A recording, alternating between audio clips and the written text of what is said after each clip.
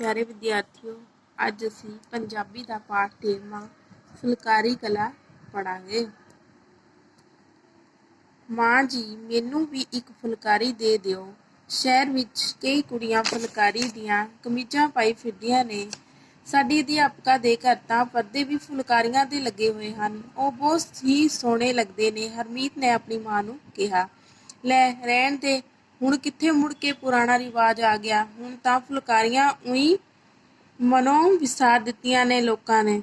ਮਾਂ ਜੀ ਬੋਲੇ, ਨਹੀਂ ਨਹੀਂ ਮਾਂ ਜੀ, ਹੁਣ ਤਾਂ ਫੁਲਕਾਰੀ ਦੀ ਬਹੁਤ ਕਦਰ ਹੋ ਗਈ ਹੈ। ਬਾਹਰਲੇ ਦੇਸ਼ਾਂ ਵਿੱਚ ਵੀ ਇਹਨਾਂ ਦੀ ਬੜੀ ਮੰਗ ਹੋ ਗਈ ਹੈ।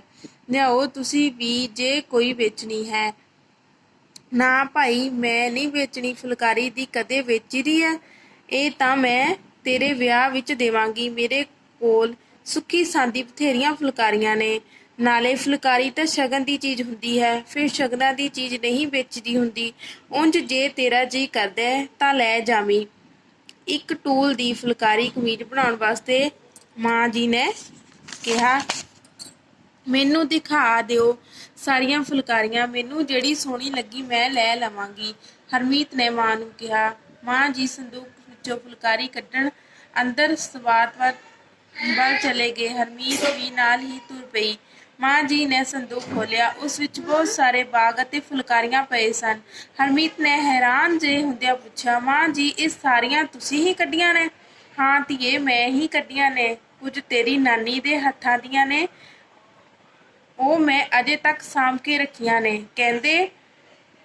ਕਹਿੰਦੇ ਮਾਂ ਜੀ ਸੰਦੂਕ ਵਿੱਚੋਂ ਫੁਲਕਾਰੀਆਂ ਕੱਢਣ ਲੱਗੇ। ਫੁਲਕਾਰੀਆਂ ਕੱਢ ਕੇ ਉਹ ਬੈਠਕ ਵਿੱਚ ਲੈ ਗਏ। ਫਿਰ ਉਹ ਇਕੱਲੀ ਇਕੱਲੀ ਫੁਲਕਾਰੀ ਬਾਰੇ ਹਰਮੀਤ ਨੂੰ ਦੱਸਣ ਲੱਗੇ। ਹਰਮੀਤ ਨੂੰ ਇਹ ਸਾਰਾ ਕੁਝ ਦੇਖ ਕੇ ਬੜਾ ਹੀ ਅਚੰਭਾ ਲੱਗਿਆ।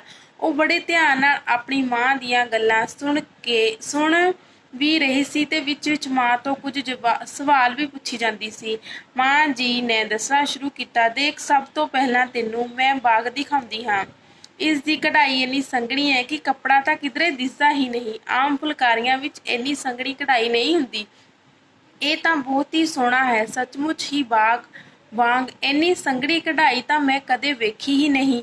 ਫਿਰ ਹਰਮੀਤ ਨੇ ਇੱਕ ਹੋਰ ਫੁਲਕਾਰੀ ਚੁੱਕ ਕੇ ਮਾਂ ਜੀ ਤੋਂ ਪੁੱਛਿਆ, ਆਹ ਦੇਖੋ ਮਾਂ ਜੀ, ਇਸ ਫੁਲਕਾਰੀ ਨੂੰ ਕੀ ਕਹਿੰਦੇ ਨੇ? ਆਹ ਜਿਹਦੇ ਉੱਪਰ ਤਿਕੋਣੀ ਸ਼ਕਲ ਵਿੱਚ ਕਢਾਈ ਕੀਤੀ ਏ ਤੇ ਬਾਕੀ ਸਾਰੀ ਖਾਲੀ ਛੱਡੀ ਹੋਈ ਹੈ। ਇਹ ਘੁੰਮਟ ਬਾਗ ਹੈ। ਇਸ ਦੇ ਸਿਰੇ ਤੇ ਮੋਢਿਆਂ ਉੱਤੇ ਆਉਣ ਵਾਲੇ ਹਿੱਸੇ ਵਿੱਚ ਹੀ ਕਢਾਈ ਕੀਤੀ ਹੁੰਦੀ ਹੈ। ਇਹ ਚੋਪ ਹੈ। ਇਹ ਵਿਆਹ ਦੀ ਫੁਲਕਾਰੀ ਹੈ। ਪਹਿਲਾਂ ਚੂੜਾ ਚੜਾਉਣ ਵੇਲੇ ਇਹ ਕੁੜੀ ਉੱਤੇ ਦਿੱਤੀ ਜਾਂਦੀ ਹੈ।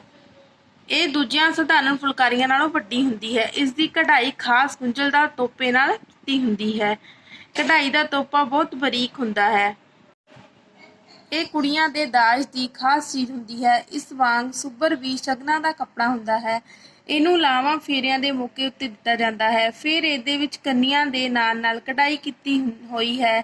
ਇਸ ਦੇ ਵਿਚਕਾਰ ਸਿਰਫ 5 ਫੁੱਲ ਹੀ ਕੱਢੇ ਹੋਏ ਹਨ, ਬਾਕੀ ਦਾ ਹਿੱਸਾ ਸਾਫ਼ ਹੈ। ਮਾਂ ਜੀ ਨੇ ਮੈਨੂੰ ਜਾਣਕਾਰੀ ਦਿੰਦਿਆਂ ਕਿਹਾ।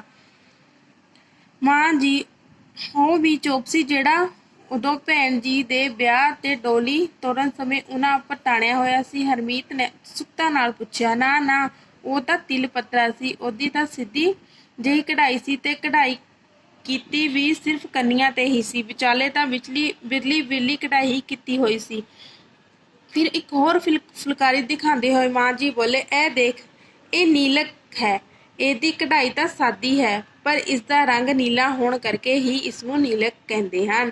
ਮਾਂ ਜੀ, ਤੁਹਾਡੇ ਕੋਲ ਤਾਂ ਬਹੁਤ ਕਿਸਮ ਦੀਆਂ ਫੁਲਕਾਰੀਆਂ ਨੇ, ਭਲਾ ਇਹਨਾਂ ਦੀ ਕੋਈ ਹੋਰ ਕਿਸਮ ਵੀ ਹੁੰਦੀ ਹੈ?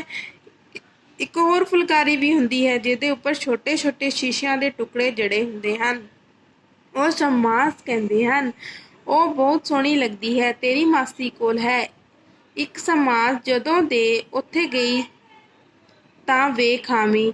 ਮਾਸੀ ਜੀ, ਇੰਨੀ ਕਢਾਈ ਹੱਥਾਂ ਨਾਲ ਕੀਤੀ ਹੈ ਜਾਂ ਮਸ਼ੀਨ ਨਾਲ? ਮਸ਼ੀਨਾਂ ਉਦੋਂ ਡੁੱਬਣੀਆਂ ਕਿੱਥੇ ਹੁੰਦੀਆਂ ਸਨ। ਇਹ ਮਸ਼ੀਨਾਂ ਦਾ ਤਾਂ ਹੁਣੇ ਚੱਲਿਆ ਰਿਵਾਜ, ਤਾਂ ਹੀ ਤਾਂ ਅੱਜ ਕੱਲ੍ਹ ਦੀਆਂ ਕੁੜੀਆਂ ਨੂੰ ਕਸੀਦਾ ਕੱਢਣਾ ਭੁੱਲ ਗਿਆ। ਕੱਢਿਆ ਕਢਾਇਆ ਜੋ ਮਿਲ ਜਾਂਦਾ ਸਭ ਕੁਝ। ਮਾਂ ਜੀ ਨੇ ਕਸੀਦੇ ਦੇ ਘਟ ਰਹੇ ਸ਼ੌਂਕ ਤੇ ਔਖਿਆਂ ਹੁੰਦੇ ਕਿਹਾ। ਫਿਰ ਥੋੜ੍ਹਾ ਜਿਹਾ ਰੁਕ ਕੇ ਕਹਿਣ ਲੱਗੇ, ਫੁਲਕਾਰੀਆਂ ਦੀ ਕਢਾਈ ਤਾਂ ਸਾਡੇ ਵੇਲੇ ਹੁੰਦੀ ਸੀ। ਅਸੀਂ ਸ਼ਹਿਰੋਂ ਕਈ ਰੰਗਾਂ ਦੇ ਪੱਟ ਮੰਗਵਾ ਲੈਂਦੀਆਂ, ਫਿਰ ਘਰ ਦੇ ਬੁਣੇ ਖੱਦਰ ਉੱਤੇ ਸੂਹਾ ਰੰਗ ਕੇ ਕਢਾਈ ਕਰਦੀਆਂ। ਕਢਾਈ ਦਾ ਚਾਅ ਇੰਨਾ ਹੁੰਦਾ ਸੀ ਕਿ ਤੜਕੇ ਹਨੇਰੇ ਉੱਠ ਕੇ ਰੋਟੀ ਟੁੱਕ ਗੋਹੇ ਕੂੜੇ ਦਾ ਕੰਮ ਮੁਕਾ ਛੱਡਣਾ। ਫਿਰ ਕੁੜੀਆਂ ਨੇ ਇਕੱਠੀਆਂ ਹੋ ਕੇ ਬਹਿ ਜਾਣਾ ਕਢਾਈ ਕਰਨ। ਤੇਰੀ ਨਾਨੀ ਦਾ ਹੱਥ ਤਾਂ ਇੰਨਾ ਸਾਫ਼ ਸੀ ਕਿ ਉਸਦੇ ਕੱਢੇ ਬਾਗਾਂ ਦੇ ਫੁਲਕਾਰੀਆਂ ਦੀਆਂ ਘਰ ਘਰ ਗੱਲਾਂ ਹੁੰਦੀਆਂ ਸਨ। ਉਹ ਆਪਣੇ ਹੀ ਨਵੇਂ ਨਮੂਨੇ ਕੱਢ ਲੈਂਦੀ ਸੀ। ਅਜੇ ਮਾਂ ਜੀ ਨੇ ਗੱਲ ਮੁਕਾਈ ਨਹੀਂ ਸੀ ਕਿ ਹਰਮੀਤ ਵਿੱਚੋਂ ਹੀ ਬੋਲ ਪਈ, ਮਾਂ ਜੀ, ਪਰ ਇੱਕ ਗੱਲ ਤਾਂ ਦੱਸੋ ਕਿ ਖੱਦਰ ਉੱਤੇ ਇੰਨੀ ਸੋਹਣੀ ਕਢਾਈ ਕਿਵੇਂ ਕਰ ਲੈਂਦੇ ਹੋ ਤੁਸੀਂ? ਮੈਥੋਂ ਤਾਂ ਦੁਸੂਤੀ ਉੱਤੇ ਵੀ ਕਈ ਵਾਰ ਠੀਕ ਫੁੱਲ ਨਹੀਂ ਪੈਂਦੇ। ਬਸ ਤੱਕ ਨਾਲ ਹੀ ਹੌਲੀ ਹੌਲੀ ਹੱਥ 'ਚ ਸਫਾਈ ਆ ਜਾਂਦੀ ਹੈ। ਫਿਰ ਤਾਂ ਅਸੀਂ ਗੱਲਾਂ ਵੀ ਕਰੀ ਜਾਂਦੀਆਂ, ਮਜਾਲ ਹੈ ਕਿਤੇ ਤੋਪਾ ਵੀ ਇੱਧਰ ਉੱਧਰ ਹੋ ਜਾਵੇ। ਤੈਨੂੰ ਇੱਕ ਹੋਰ ਗੱਲ ਦੱਸਾਂ, ਫੁਲਕਾਰੀ ਦੀ ਕਢਾਈ ਵੀ ਪੁੱਠੇ ਪਾਸੇ ਤੋਂ ਕੀਤੀ ਜਾਂਦੀ ਹੈ, ਮਾਂ ਜੀ ਨੇ ਦੱਸਿਆ। ਪੁੱਠੇ ਪਾਸੇ ਤੋਂ? ਉਹ ਕਿਵੇਂ ਮਾਂ ਜੀ? ਹਰਮੀਤ ਨੇ ਹੈਰਾਨ ਹੁੰਦਿਆਂ ਪੁੱਛਿਆ। ਇਹ ਕਦੇ ਫਿਰ ਦੱਸਾਂਗੀ, ਆਪਣੇ ਹੌਲੀ ਹੌਲੀ ਸਿੱਖ ਜਾਵੇਂਗੀ। ਜੇ ਇੰਨਾ ਹੀ ਸ਼ੌਂਕ ਹੈ ਤਾਂ। ਹਾਂ ਮਾਂ ਜੀ, ਮੈਂ ਜ਼ਰੂਰ ਸਿੱਖਾਂਗੀ, ਹਰਮੀਤ ਚਾਅ ਨਾਲ ਬੋਲੀ। ਤੇ ਫਿਰ ਮਾਂ ਜੀ ਫੁਲਕਾਰੀ ਦੀਆਂ ਤਹਿਆਂ ਮਾਰਨ ਲੱਗ ਪਏ। ਇੱਕ ਟੂਲ ਦੀ ਫੁਲਕਾਰੀ ਉਹਨਾਂ ਪਾਸੇ ਕੱਢ ਕੇ ਰੱਖ ਦਿੱਤੀ। ਲੈ ਜਾਈਂ ਤੂੰ ਆਪਣੀ ਕਮੀਜ਼ ਬਣਾਉਣ ਵਾਸਤੇ, ਕਹਿੰਦੇ ਹੋਏ ਉਹ ਫੁਲਕਾਰੀਆਂ ਅੰਦਰ ਸੰਦੂਕ ਵਿੱਚ ਰੱਖਣ ਚਲੇ ਗਏ। ਅੱਗੇ ਹੈ ਬੱਚਿਓ ਫੁਲਕਾਰੀ ਕਲਾ ਦਾ ਪਾਠ ਦਾ ਵਿਆਸ। ਵਿਸਾਰ ਭੁੱਲ ਸਬਾਤ ਛੱਤ ਦਾ ਰਸਤਾ ਜੋ ਦੋ ਕਮਰਿਆਂ ਨੂੰ ਮਿਲਾਏ। ਬੈਠਕ ਉਹ ਕਮਰਾ ਜਿੱਥੇ ਮਹਿਮਾਨਾਂ ਨੂੰ ਬਿਠਾਇਆ ਜਾਵੇ। ਗੁੰਝਲਦਾਰ ਹੁੰਦਾ ਹੈ ਔਖਾ। ਕਸੀਦਾ ਕੱਪੜੇ ਤੇ ਸੂਈ ਨਾਲ ਕੱਢੇ ਬੇਲ ਬੂਟੇ।